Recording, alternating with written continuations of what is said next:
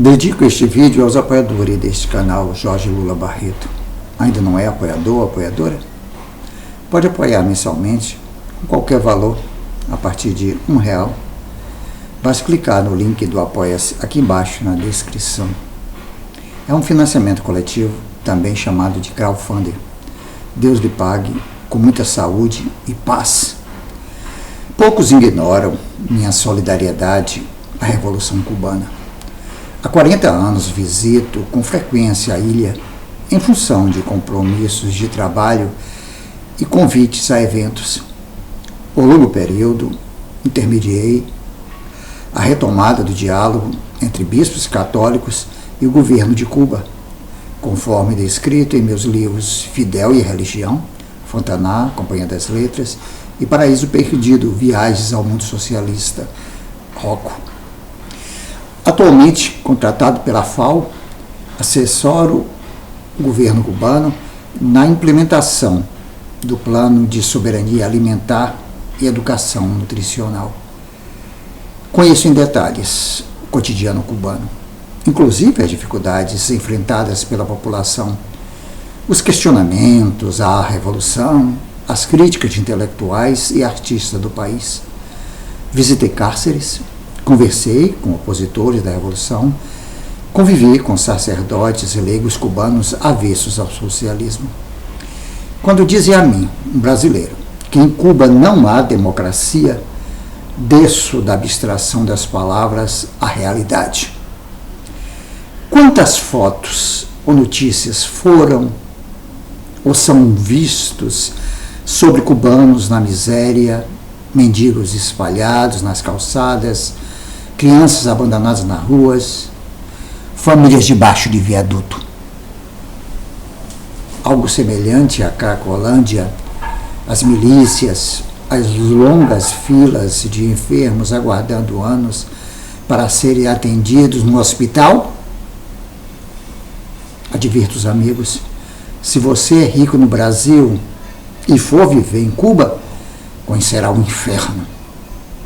Ficará impossibilitado de trocar de carro todo ano, comprar roupas de grife, viajar com frequência para férias no exterior e, sobretudo, não poderá explorar o trabalho alheio, manter seus empregados na ignorância, orgulhar-se da Maria, sua cozinheira há 20 anos, e a quem você nega acesso à casa própria, à escolaridade e ao plano de saúde.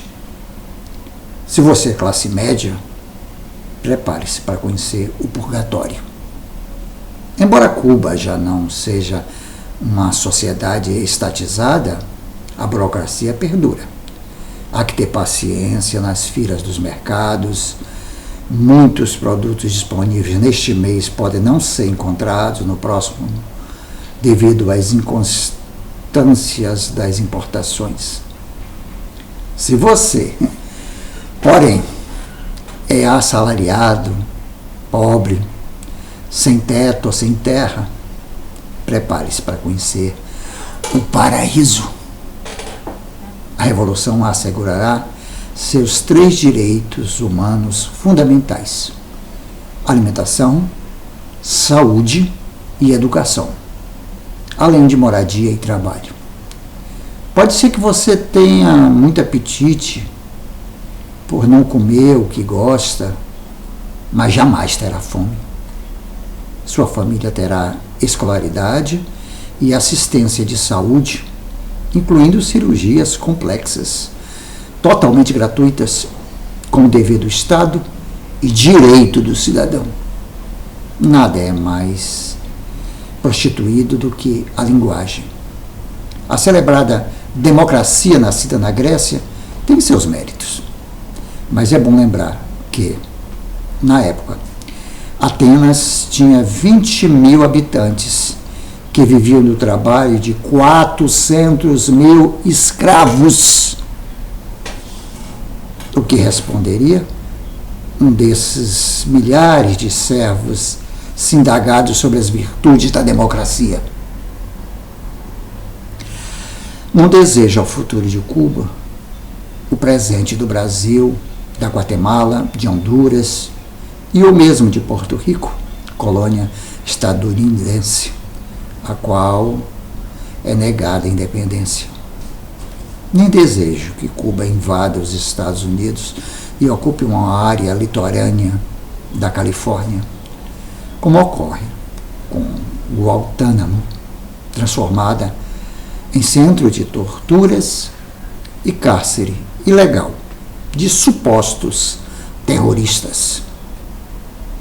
Democracia, no meu conceito, significa o Pai Nosso, a autoridade legitimada pela vontade popular, e o pão nosso, a partilha dos frutos da natureza e do trabalho humano. A rotatividade eleitoral não faz nem assegura uma democracia. O Brasil e a Índia, tidas como democracias, são exemplos gritantes de miséria, pobreza, exclusão, opressão e sofrimento.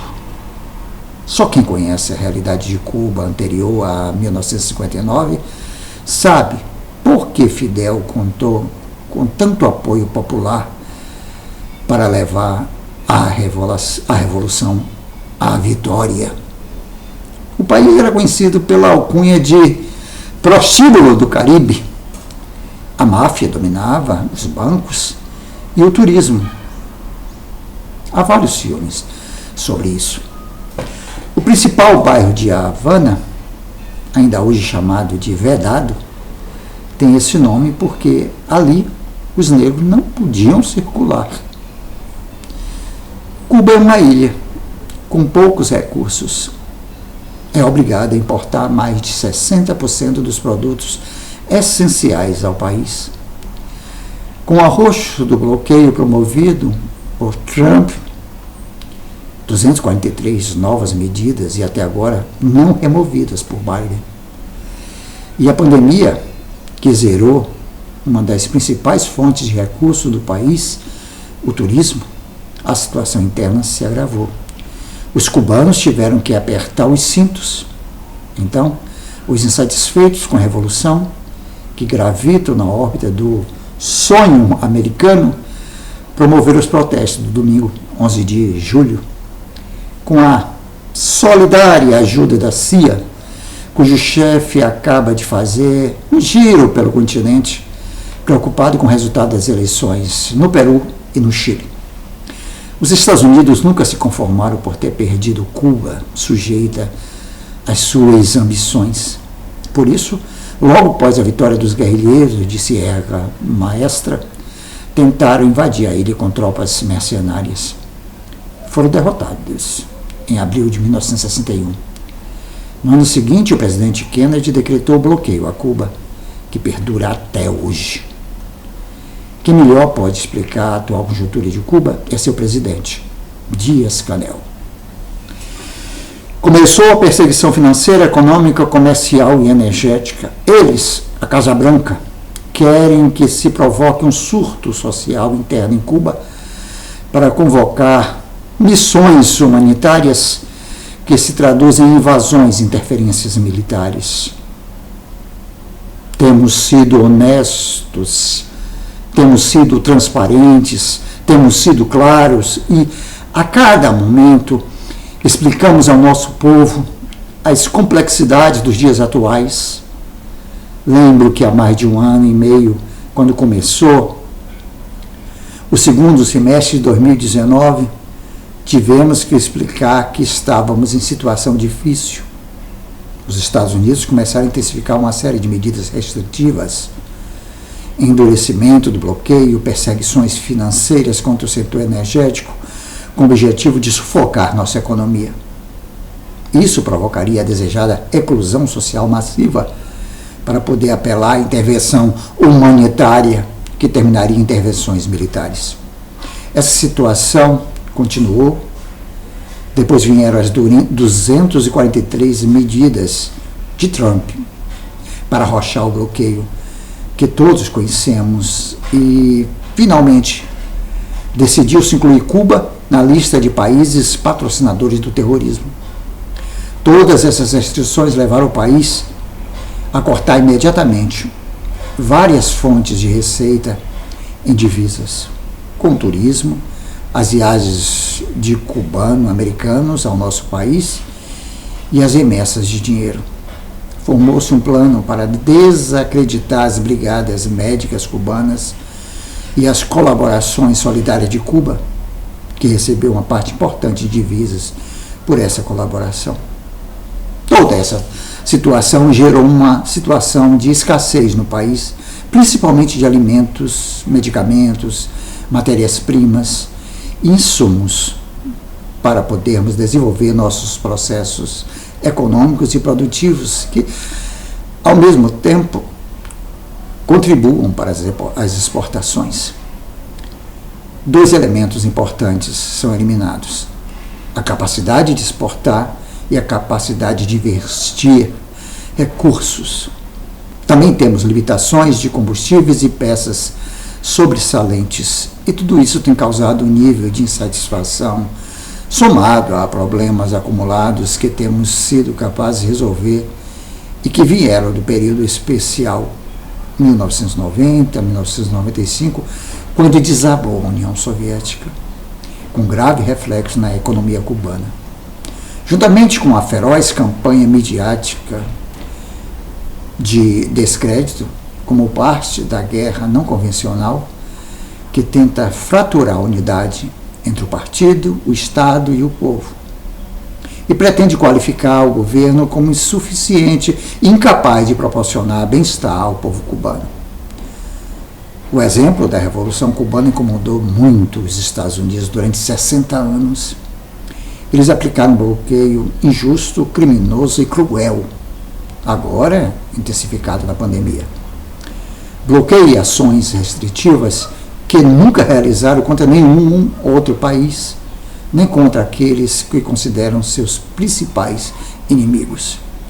Portanto, tem sido uma política perversa contra uma pequena ilha que apenas aspira a defender sua independência, sua soberania e construir a sua sociedade com autodeterminação, segundo princípios que mais de 86% da população tem apoiado.